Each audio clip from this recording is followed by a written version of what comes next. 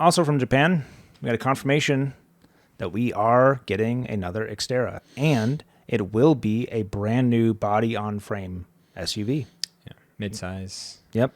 I hope it keeps that little design element over the rear tire. Where it kicks up.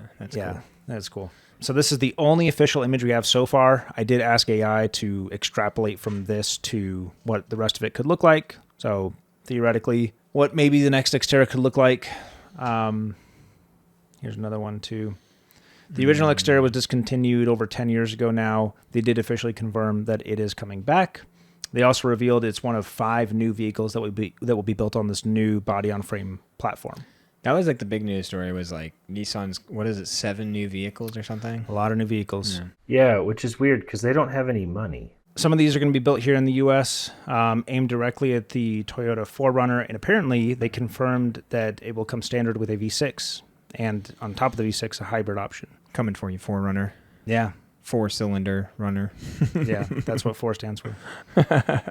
Yeah, market demand for body-on-frame SUVs continues to grow here in the States, so I think it'd be smart for Nissan to capitalize on that. Oh, and apparently they want it to start under $40K. I was just going to say it's got to be price competitive. V6, body on frame, $40K. Yeah, especially, you put this next to the Toyota Land Cruiser that we get. Yeah, the Prado. The 4-cylinder, that's $60,000. Yeah. Now here's a real question: get this or an R2? I don't really want another electric car. I like the Tesla, but I'd be happy to not have another electric car. Would you replace your Tesla with an R2? I might, but there is nothing Nissan can do to make me buy a Nissan. He's being a little extreme, but it would take a decade of consistent W's, like one home run after another, before, and it would take about 10 years before they got people back on like where Nissan was 20 years ago. It is the lesser brand, and it's even more true on the luxury side. Like you have Lexus and Acura, and you have Infiniti. Yeah. Yeah, sure. Infiniti is so much more a Nissan with leather than a Lexus is a Toyota with leather. The new Skyline was announced along with this. I saw like a teaser image. Oh yeah. I saw that they announced it. So the Skyline's a JDM vehicle. It was never actually sold in the U.S., which is why they're all right-hand drive, right? Except for those that have been converted. It was kind of like the Mustang in the sense that there was like a large model line. So you had the Skyline sedan, which was a basic commuter sedan. Mm-hmm. It came in both 2 doors and 4 doors. Mm-hmm. It's just an Infiniti. And then there's the GTST and then the GTR, and like there's like a lineup of them. Allegedly, the new Skyline is going to be like that. There's going to be a lineup with the GTR at the top. Not like the R35 GTR that was just the GTR. Yeah, as we knew it. Right, just the new GTR. Now it's going to be collapsed into a single model. So it's going to be a Nissan Skyline, and the GTR is going to be at the top. Possibly with a manual. That's pretty cool. Yeah. So, I mean, basically Nissan just needs to get wins. What's the next picture? Oh.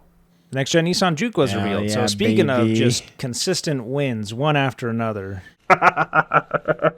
You know, I could tell this was a Nissan Juke before I read the top because it's so ugly. Nothing else would deserve the name. This is definitely a concept vehicle. This is the actual vehicle. Oh, is it? Yeah, this is the actual vehicle. Oh, wow. Now, these are their press images. That's So they look a little more artificial, but there's images of this actually on a showroom floor, and this is what it looks like. A crumpled piece of paper is what it looks like. Look, this is how cars are going to differentiate themselves now. I have to assume this is electric. It's 100% electric. Okay. It is basically a Nissan Leaf underneath. Right. And so this is how they're going to differentiate themselves. They're going to look different. And honestly, cool. You know, like what, look different. Who cares? You know, it's fun. You know, some people are going to buy it. And like, what are the cars that we think are cool now? You know, the Camry had a wagon version with a bubble top that they sold, and that looks horrible. It's weird and bizarre, but now like a 90s Camry wagon with a bubble top is cool as hell, you know? It's cool. Like, I don't know, this isn't for me, and maybe electric cars don't become collector cars, but if everything's just a skateboard underneath, why not you make could it do whatever yeah, you why want not make with it cool? Yeah. Who cares, you know? Yeah, it opens up the opportunity for you to do something different. Something that looks really striking, something that's packaged really, really well. You can do all these things. So go buy a Rivian. This is just for Europe. This is not coming to the U.S., so don't worry, Jordan. It can't get you. Okay. You should still check under your bed just in case, but yeah. Yep. This is part of their expanded European EV strategy. launching in the spring of 2027. Based on those headlights, I would think it's a Chinese vehicle, though, not a Japanese vehicle. Yeah, well, it's actually made in Sutherford, UK. Is where it's being produced.